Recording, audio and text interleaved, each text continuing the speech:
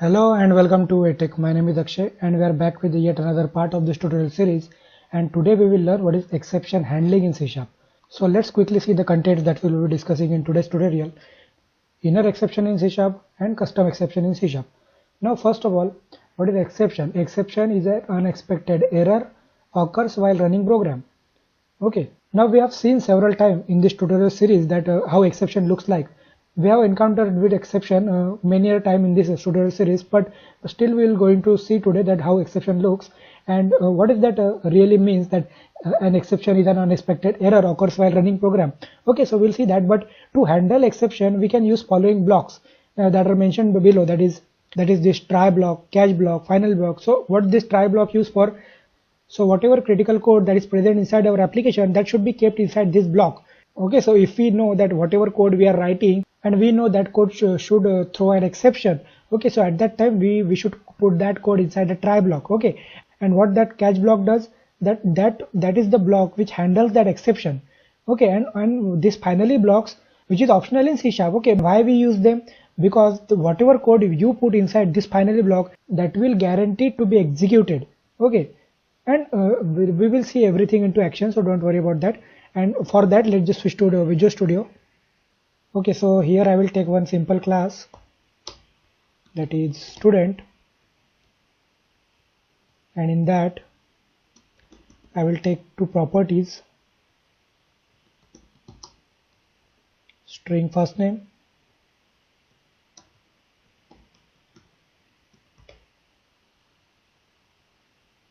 and string last name.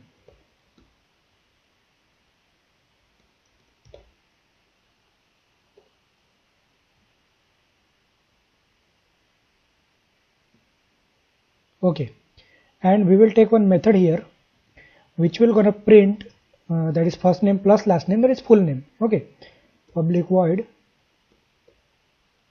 full name, maybe print full name. Okay, and it will return, or it will print that full name onto the console like this.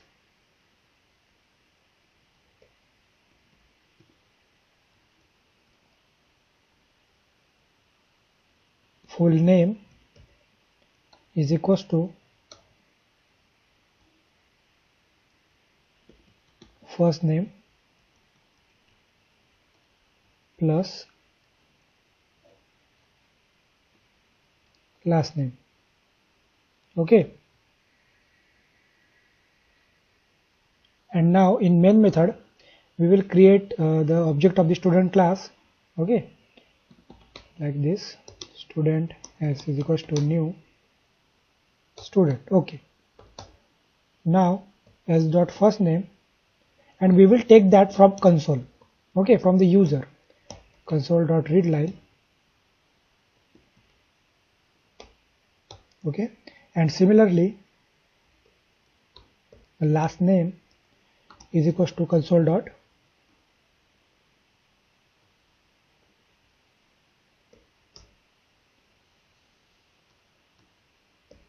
read line. Okay, and we will give messages also, so that user can understand what it is expected to enter onto the console. Okay, so we will see we will give some meaningful messages, that is enter first name. We will store that first name, whatever that coming from that console that user will enter, we will store that into this first name, and similarly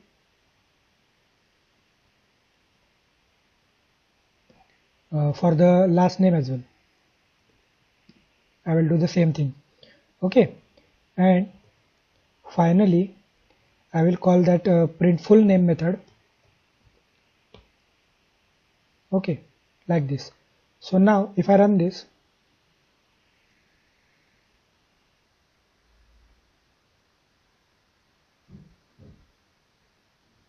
okay, I will enter first name, that is Akshay, and last name, that is Borji, and it is giving that full name is equal to Akshay Borji. Okay, all right, no problem. But now let's say I want to print the age of the student. Okay, and for that I will take one property here, property int age. Okay, and I will again prompt that from the user only. That is, I will prompt that onto the console. That is that message, that console.writeLine enter age. Okay, and I will take that age from the console. Okay, console dot read line, but we know that age is now int. Okay, and I have to parse that to int. Okay, convert dot and we have learned parsing and everything, that is converting data type in this tutorial series. Okay, so if you guys not aware about this, please go and check that video. Okay, so now, and I want to show this age onto the console. Okay, and I will show that right here only, that is console dot writeLine student age is equals to whatever that age coming in this s.age. Okay, now I will run this again. I will enter every detail here, Akshay Borje, and enter age. Okay, 25. Now full name is equal to Akshay Borje, student is equal to 25. Now it is also alright, no problem is there. But if I run this again and I will enter here information again, and instead of that 25 here, I will put something like ABC here. Okay, and if I enter, so here we are encountered with exception. Okay, so what it says, input string was not in a correct format. So this is nothing but an exception, and this is nothing but exception looks like, that is mentioned here. An unexpected error occurs while running a program. Okay, now here it is a very unreadable message. Okay, for the user who might not understand what this error means, what this exception means, for them it is not a meaningful message. They will not understand that what this message means. Okay, for the developer it might make sense. So developer can understand, okay, so this is an exception and what kind of exception this and why this occurs. But for the normal user, they cannot understand this message. This is very unreadable message for them. So that is why we should always handle exception in our application. And now how to handle them, let's see that. Okay, so now we know this code might throw an exception. So that is why we should put that critical code inside the try block. Okay, that is something like this. Okay, and after that, so if you guys can see here, it is throwing an error, expected a catch or finally. So this try block always expect a matching catch block or a finally block maybe. Okay, so we will put that catch block here, and this is nothing but your catch block. In this we can handle those exceptions. Okay, so I can give some meaningful message here, console dot writeLine something is not right, try again. Okay, and now if I run,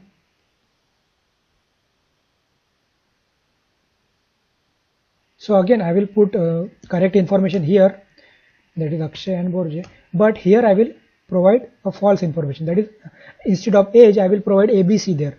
And if I enter there here now, okay, so as you can see, it is giving some meaningful message to the user, something is not right, try again.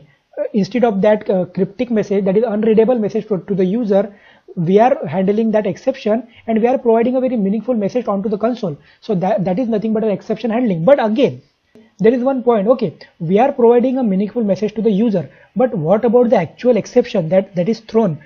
For the user, for the user it might be meaningless, but for the developer it is useful, and from that developer can debug this application, that why that exception encountered or why that error encountered. So for the developers that exception is very useful. So that is why we should actually log that exception into some text file or into some database. So how we can do that, let's just see that. So for that, in this constructor of this catch, we can handle those exceptions, those actual exception, we can catch them inside this block like this. If I say exception ex, and you can see that if I print this ex dot message here, okay, so we will able to find that message, that is that exception message, okay. And if I print that, for now I will print that onto the console only. Before logging that, I will show you how to log that console, how to log that message to the database or to the text file maybe, okay, for now. Okay, so console dot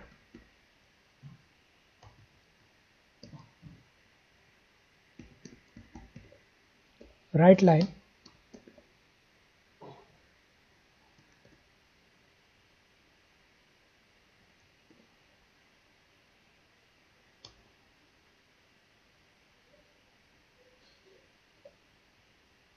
okay. And now if I run again,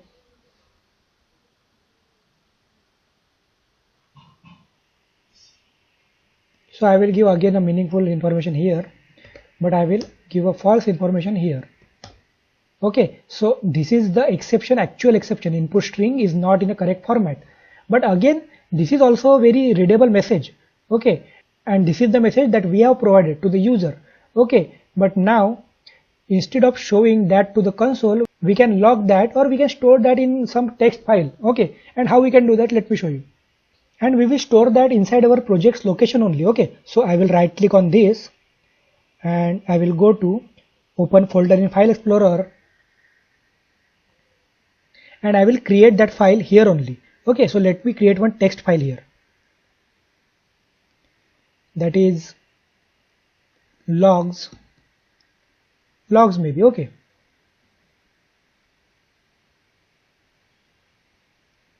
And I will give that extension also here, txt, okay. So we will come to know that this is a text file, okay. So now I will open that, so it is empty for now.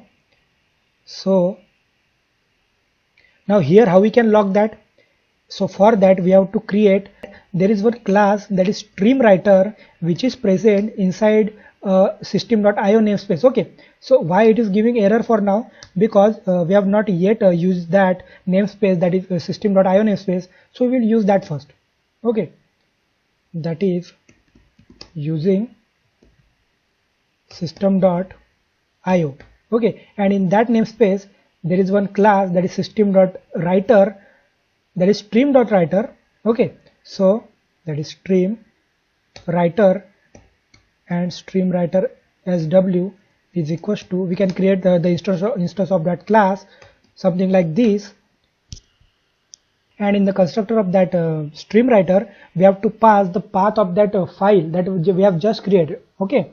So I will show you that. So this is the file we have just created, and I will take that file name from here. I will copy this whole path from here with the file name like this, and I will paste that inside double quotes here, okay. And now why this backslash is giving error, because that backslash has a special meaning inside this double quotes, okay.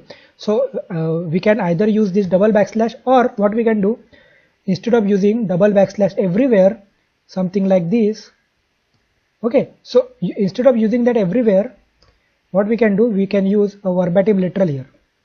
And now what verbatim literal is, and why this backslash has a special meaning inside this double quote, all these things we have learned in the string types in C#, okay. When we have learned string types in C#, at that time I have told you, I have explained you everything, what is this verbatim literal. So if you guys not aware about that, please go and check that video, okay. That is string type in C#, okay. So now coming into this video, now what this class presents, let me show you that. If I go to the definition of that class, okay, so this class is present inside this system namespace, that is system.io namespace, and in that class there are several methods, and there should be a method, that is write method, okay. So here this is a write method, that is several overloaded version of this write methods here, okay. And we can log, so we have to use this write method, that is which is taking a string value, okay. So we have to log our message into the text file, okay. So how we can do that, let me show you.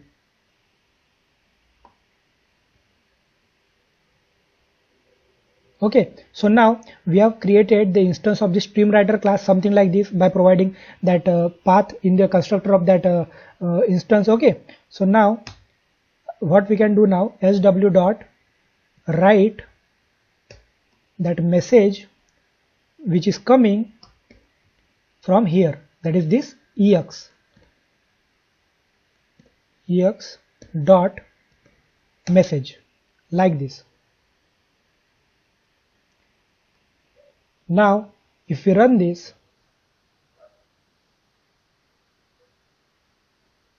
now I will enter correct information here only, okay, that is Akshay Borje, but here again I will provide a false information, and if I enter here, okay, so something is not right, try again. This is the message for the user, but for developer there should be a actual exception which is logged into the file which is present inside this path, okay, and let's just see that.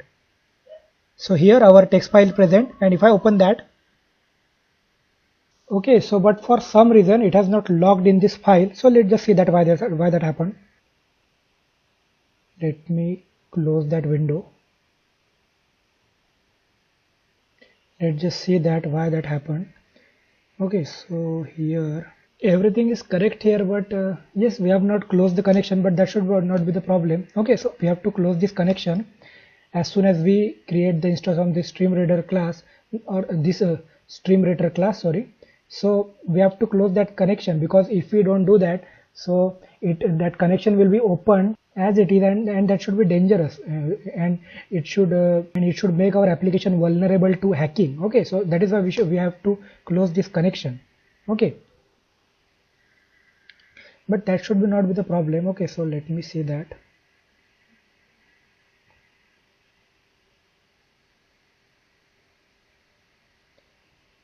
Okay, so what I will do, I will read that file somewhere else instead of this location. Okay, okay, so it has created that file. Okay, so we were checking the wrong file. Okay, so it has logged that message here. Okay, so now we have explicitly created this file that doesn't required. Okay, so as soon as we provide that path and a name here, so it will also create that file onto that location, like here it has created that file. Okay, so if we go and open that file, so you can check that message, it has logged in this text file. Okay, so that is how we log these messages, and as well as we have shown that a very readable message to the user onto the console. Okay, and also we have to close this connection. And now just imagine if this exception is thrown, like here in this catch block, and we are opening some connection here, and it is not getting closed because that exception is already thrown. Because as soon as exception gets thrown, whatever code, if this connection is not closed, that might be a dangerous situation. So if we want to close that connection anyhow, even if this exception gets thrown, so in that case we can use this finally block here, like this.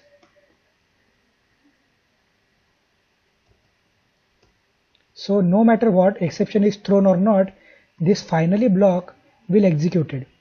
Okay, so and to show that, to prove that, I will write some message here, that is finally block executed. Okay,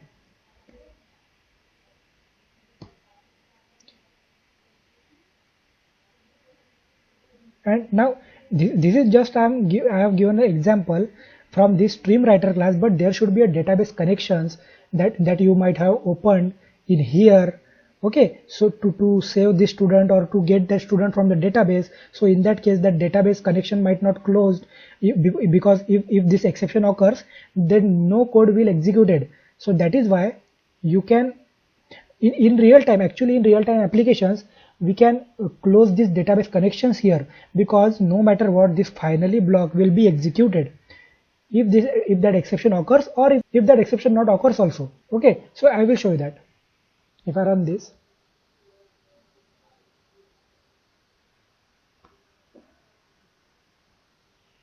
okay, so if I print, if I type something ABC again here, and we know this will gonna throw the exception.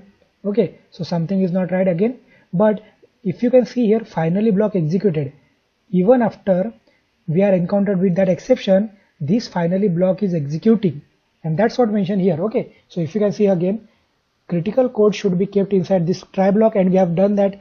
And this catch blocks which is responsible for handling that exception, which is handles that exception, and what that finally, which is optional also, because if we want to use that finally or not, it is up to us. Okay, so it is optional, but what this finally block does, the code kept inside this block which is guaranteed to be, which will guarantee to be executed. Okay, now again, this exception is nothing but a general exception. Okay, so at this point we are not aware that which kind of exception it is throwing, so that is why we are using this general exception. It is capable of accepting or handling any kind of exception which is thrown from here. Okay, so if I, and this is nothing but a class.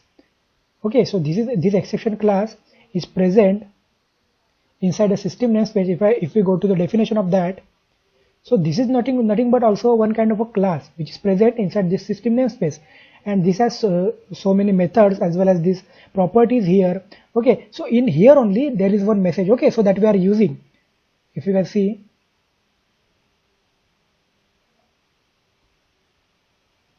okay, so that message, that is this ex.message which we are using, so this is nothing but coming from this exception class. Okay, that is this property, as well as there is one stack trace property here, as well as there is one get type property here. Okay, so let's just see that both the properties. If we log that stack trace as well as exe dot stack trace as well as that exe dot get type here, so let's just see that what that gives us. Okay, so if I run this again, I will enter my name and I will enter that wrong information. Okay, something is not right, right, try again, and that exception should logged here, that is here in this log file, and if we open that, okay, so that is nothing but a message, and this is nothing but a stack trace. So why this stack trace is important? Because from this stack trace we can be able to find out at which line or which line of at which numbers line the exception is encountered in the code. Okay, so that is why this stack trace is very much important. And again, if you can see this system.format exception that we have logged in here, that is this type of this exception, that is this get type. If you see, this is nothing but a type of exception, that is system.format exception. And now this is nothing but a general exception, but now if we sure that this code gonna throw that exception, that is string format exception, then we can catch that particular exception also, like this. If I catch that exception, that is string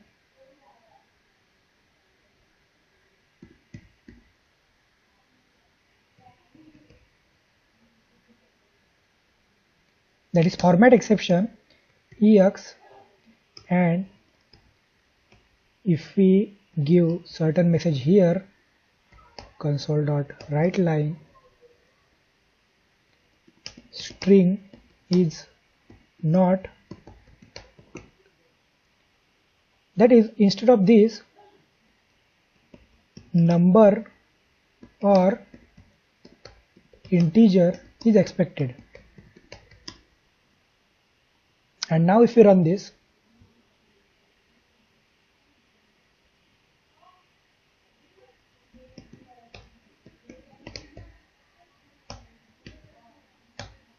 and now if you can see, number or integer is expected, that is this catch block is getting executed and not this, because this is a general exception, and whatever block that is nearest to catch block near this try block, that will gonna executed. Okay, and also we should also always keep this particular exception above that general exception only. Okay, if we try that particular exception here, so the compiler will give error. Okay,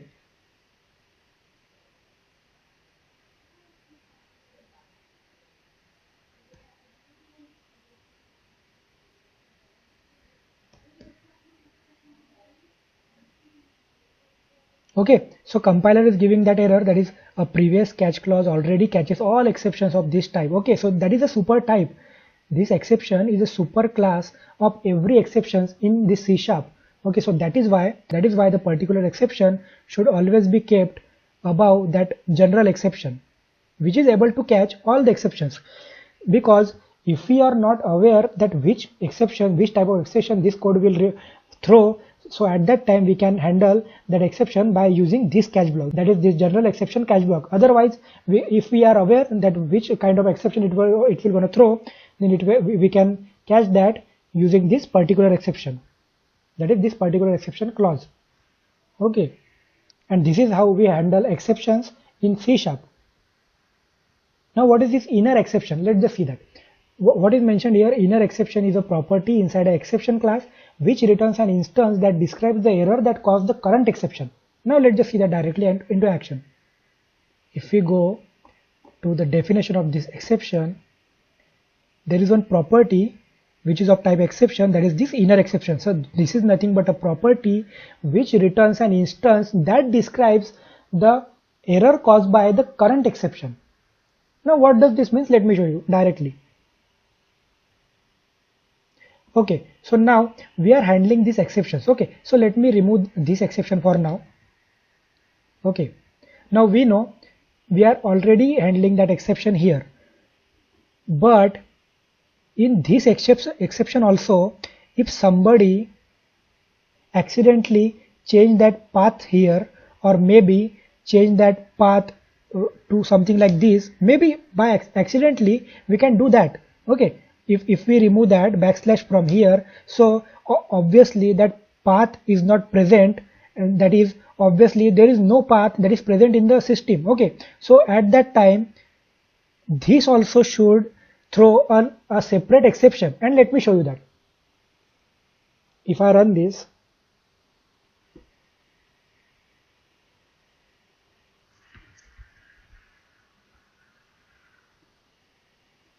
I will enter the name correctly, but in the place of that age I will print that ABC. Now instead of we handling exception, it is still throwing that exception. And what exception it is throwing? System.io.directory not found exceptions. So that's what we have done here. Directory is not found because we have removed that backslash from here, because no such path is present, and we can do that accidentally. We can remove that. Maybe it can happen. So that is why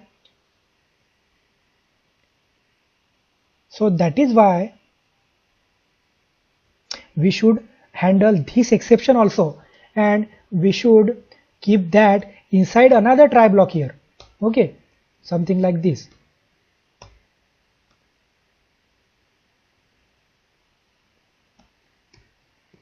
And catch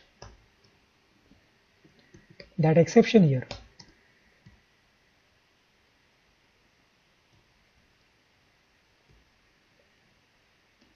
And I will show that message onto the console. Console.writeLine ex.message. Now instead of ex, I will name that as ex1 because we have already used ex. Okay. Now if I run this, okay, so before running that, I will again make that path change deliberately, or I will remove this slash from here. Okay, so now no such path is present here. Okay, and this should also throw an exception, and we are already handling that. Okay, that as well. Okay, so now if we run, and if I enter my name correctly here again, but instead of that age I will print that ABC, and now could not find a part of the path. So it is giving that meaningful message, and we are handling that also. But if you guys can see, or if you guys can notice, it is giving that exception right, correct, but it is not giving this exception, that is this string format is not correct. So handling that inner exception, inside this exception there is a inner exception we are handling, but handling that inner exception, our original exception is gone, is removed. Okay, or we can or what we can say, our original exception is lost. So for that what we can do, we can show that message in this very exception as well. Okay, so we know this exception is still accessible for this exception as well, this catch block as well. Okay, this is in the scope of this catch block. Okay, so now we can take this message and we can show that here only. Okay, like this, exe dot message, and now if we run,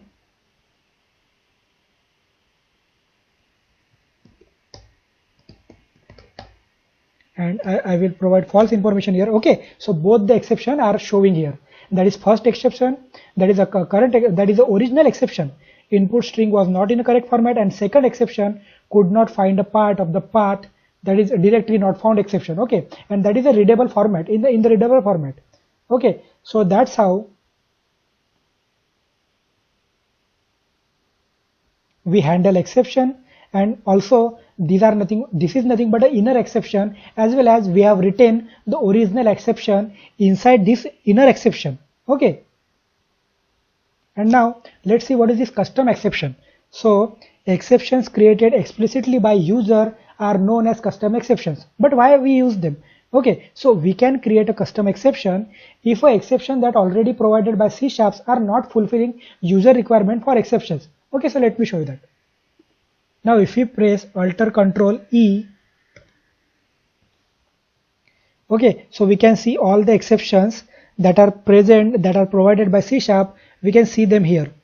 Okay, that is this C++ exception, common language runtime exception, GPU memory exception, even these Java exceptions, all these exceptions that are presented, that are provided by this Visual Studio actually. Okay, so now, but what if we want some exception that is not provided by this Visual Studio as well?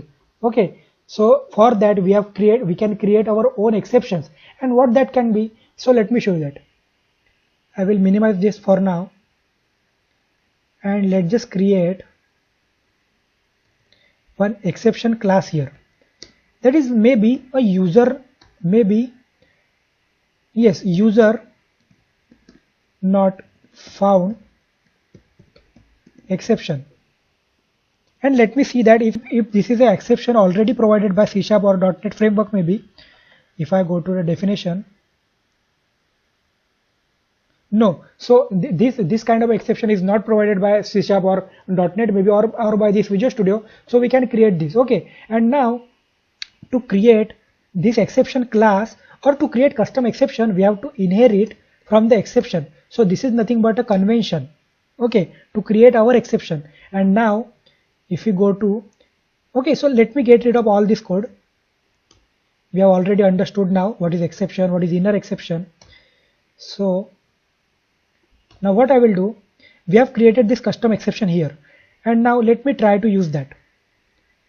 User not found exception,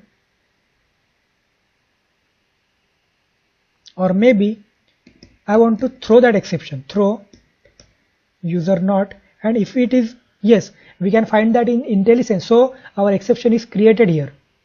Okay, user not found exception, we want to throw that. That is, we have to throw the instance of it always. That's how we throw the exceptions. Okay, and now if I run this, yes, it is throwing our custom exception that we have just created, that is user not found exception. Okay,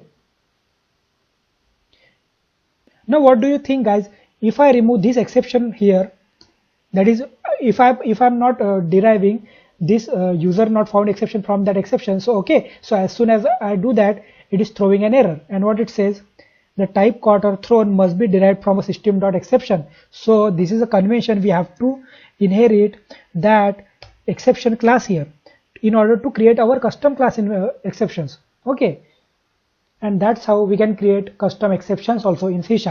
Okay, now let's just quickly see the summary. So exception is a class available in system namespace which we can use to show and trace exceptions. Okay, I've shown you that.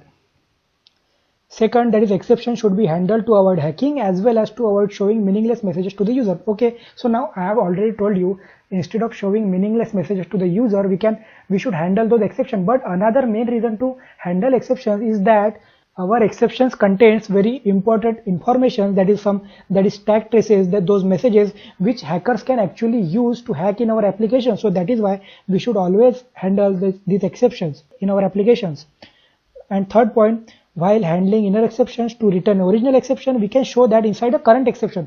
Okay, so I have shown you that when we use inner exceptions inside the one exception, then our original exception is lost. Okay, so that is why if you want to show that, we can show that inside our current exception, that is inside our inner exception, and I have shown you that. Okay, and fourth point, that is to create a custom exceptions, we have to derive it from a system.exception class, and I have shown you that if we don't do that, the compiler gives us error that we should derive that from a system.exception class. Okay, so this is nothing but exception handling in C#, and that's it for today, and we will meet in the next part of this tutorial series. So till then, stay tuned and thank you.